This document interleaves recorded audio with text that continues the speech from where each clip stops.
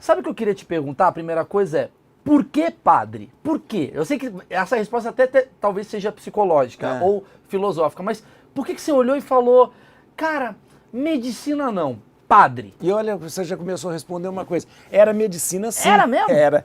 Eu fiz vestibular, passei para um vestibular de medicina e não entrei na faculdade. Foi a maior decepção da minha família. Até os 18 anos eu nunca tinha pensado em ser padre. Até os 18 anos eu sempre fui um cristão medíocre. Eu sou de uma cidade do interior de Minas, né? E uma cidade do interior, o que você faz no final de semana? Você vai à missa, porque geralmente você vai à missa, depois tem um cinema na praça e tal. Isso, eu sempre fui uma pessoa que fiz isso. Com pais católicos. Com pais católicos e tal. A gente, você ia na igreja toda semana? Ia porque é um programa do final de semana. Sim. Programa do final de semana. Então você era uma pessoa muito religiosa? Não, não era uma pessoa muito religiosa. Foi coroinha? Não fui coroinha. Participava de grupo de jovens? Não participava de grupo de jovens. Por isso que eu digo, eu era um cristão medíocre, mediano. Você era um cristão igual a... Todo mundo. E você... Quando você era pequenininho, você queria ser padre? Não, de jeito nenhum, não queria ser padre.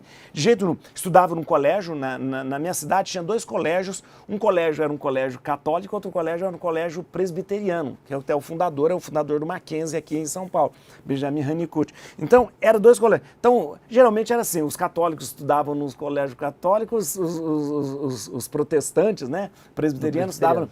A minha cidade teve uma influência muito grande da missão presbiteriana, então, né, então, o que acontecia? Eu estudava no colégio católico e lá no colégio tinha um padre que me chamava muito a atenção, não pelo fato de ser padre, mas me chamava a atenção pelo fato da disponibilidade, do sorriso, da acolhida. Eu falei, interessante, como esse homem tem tempo para as pessoas, como ele é bom.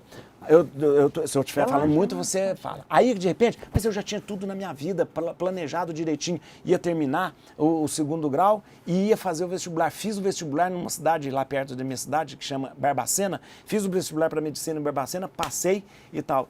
Cheguei para o meu pai, foi no momento desses 18 anos, eu estava com aquela coisa pensando assim, eu queria fazer algo mais pelas pessoas e tal. Foi quando eu pensei em ser padre, nem sabia como sair. Mas você do nada foi. Olha, eu vou te falar uma coisa, a coisa mais maluca do mundo, porque isso, minha cabeça mudou completamente. Aconteceu algum trauma? Não aconteceu. Todo mundo acha que é isso, né? Isso são os grandes preconceitos, né? Aconteceu alguma coisa? Não. Minha vida... Igual eu decidi ser publicitário. Então... O outro decidiu ser não sei o que, decidiu ser padre. E eu vou te falar uma coisa, a minha vida... Eu não tenho história triste de vida, não tem nada disso.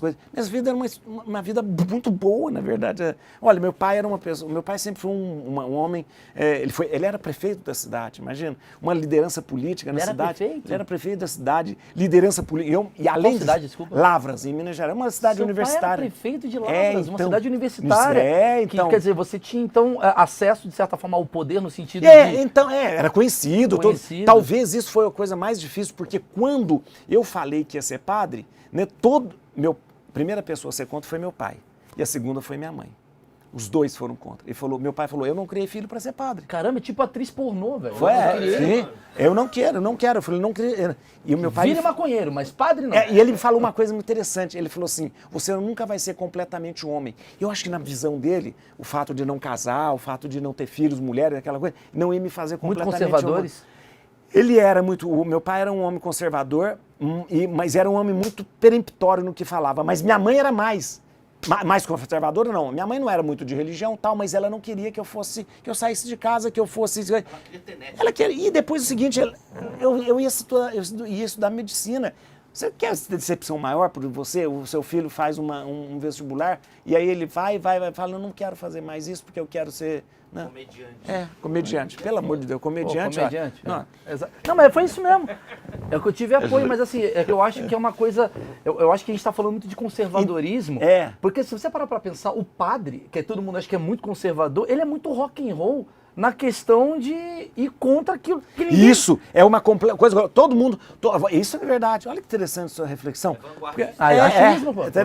Olha que interessante. Porque todo mundo, geralmente você tem uma família, mas você organiza. Vai ser advogado, vai ser médico, aquela coisa toda. Isso é o tradicional. E de repente, ele na minha família, assim, eu tenho um irmão que tem 2 advogados, o outro é agrônomo, um é agrônomo, 2 advogados. Tal. Meu pai brincava, depois ele falava... Depois que ele aceitou, ele falava às vezes com um tom mais ácido, ele falava assim, porque eu tenho dois irmãos advogados, um que é agrônomo E eu que fiquei padre. E ele falava assim, meu pai é falecido, mas ele falava assim, quando as pessoas perguntavam, ele falava assim, eu tenho na minha família, tenho 2 ladrões, um bobo e um pedidor de esmola. Ele falava assim, ladrão é o de casa.